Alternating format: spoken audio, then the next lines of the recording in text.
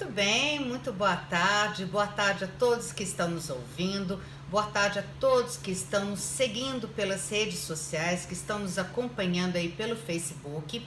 No Facebook a nossa página é Advogada Explica Doutora Virgínia Machado e no YouTube o nosso canal é Advogada Explica. Então, se você deseja curtir aí os vídeos do programa, as notícias jurídicas, os nossos convidados, rever as matérias que foram aqui discutidas, você pode ir no Facebook, na página Advogada Explica, Doutora Virgínia Machado, e também no nosso canal do YouTube, Advogada Explica. Quem quiser nos seguir no Instagram, pode ir lá, anota aí, é @vimachado33, tá bom?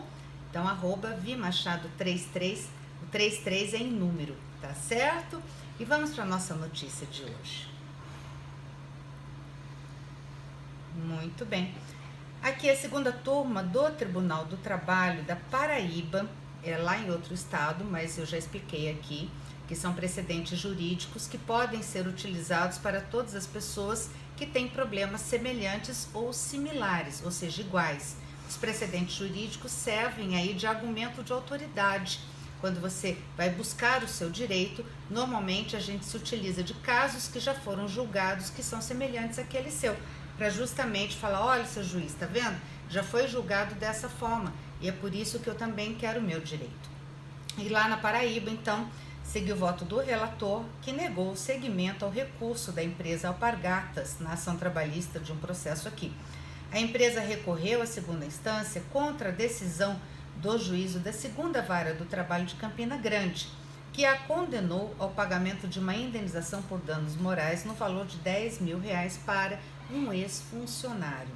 E o que aconteceu? Na reclamação inicial, o trabalhador contou que começou a trabalhar para a empresa Alpargatas em abril de 2014, como operador de mistura, e posteriormente como operador de moinho, e que em virtude dos movimentos repetitivos, que isso acontece muito também aqui na nossa região, e do esforço físico despendido no trabalho, aliado à falta de prevenção por parte da empregadora, ele adquiriu derrame articular bilateral nos joelhos direito e esquerdo, bursite subacromiodeltoide, no ombro direito e espessamento do nervo mediano bilateral nos punhos direito e esquerdo. Ou seja, gente de Deus, problema no punho, no ombro e no joelho, coisa à toa, né?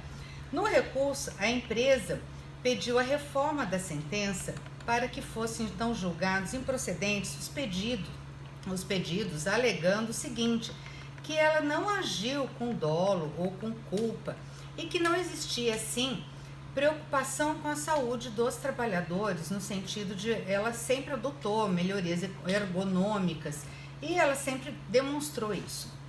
E ainda sustentou que o laudo pericial comprovou que o empregado não se encontra incapaz para as atividades funcionais, assim como não foi acometido por doença ocupacional. Mas, de acordo com o relator, aqui a prova técnica, que é o laudo pericial que é feito lá dentro do processo, ela foi conclusiva no sentido de que, com relação às doenças relacionadas ao ombro direito e à coluna lombar, há relação entre as enfermidades em questão e o trabalho desenvolvido pelo trabalhador. Ainda de acordo com os laudos, embora as tarefas executadas no local de trabalho tenham contribuído para o agravamento dessas doenças, não haveria como atribuir o seu aparecimento exclusivamente àquele trabalho. E relatam também que, a despeito do funcionário padecer das doenças alegadas, de acordo com os exames e laudos médicos que foram ali juntados ao processo, não recaía sobre ele incapacidade para o exercício de suas atividades funcionais, já que, ao ser submetido a exame físico, naquela oportunidade, o autor não apresentou déficit para funções físicas e motoras envolvendo os membros e as articulações afetados. Só que o desembargador que relatou desse processo lá no Tribunal da Paraíba falou o seguinte, que no exame admissional que foi juntado ao processo, o servidor ingressou nos quadros da empresa em plena aptidão física E quanto à empresa, não houve a correta implantação da política de prevenção de riscos à saúde e à segurança do trabalhador, especialmente no que se refere à ergonomia no local de trabalho, de modo a efetivamente afastar possíveis efeitos danosos nesse sentido. Portanto, entendeu que houve sim a causalidade, o nexo de causalidade, ou seja, a relação entre as doenças que foram apresentadas e o trabalho que era desenvolvido, né? Bem como a conduta negligente do empregador, reunindo elementos suficientes para gerar a obrigação de indenizar os danos decorrentes do evento. Gente, o que isso aqui quer dizer? Quer dizer que se for feita uma perícia na empresa, né, quando você entra com um processo pedindo indenização por danos morais, porque você ficou com alguma sequela, porque você desenvolveu um trabalho onde a empresa não tomava as precauções devidas para assegurar um bem-estar ao trabalhador, nesse caso vai ser feita uma perícia na empresa e vai ser feita uma perícia no trabalhador.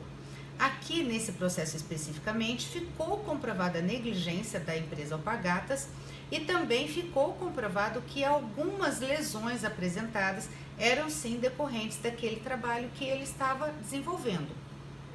E aí, algumas não. A perícia ficou na dúvida. Porém, olha o que o relator falou.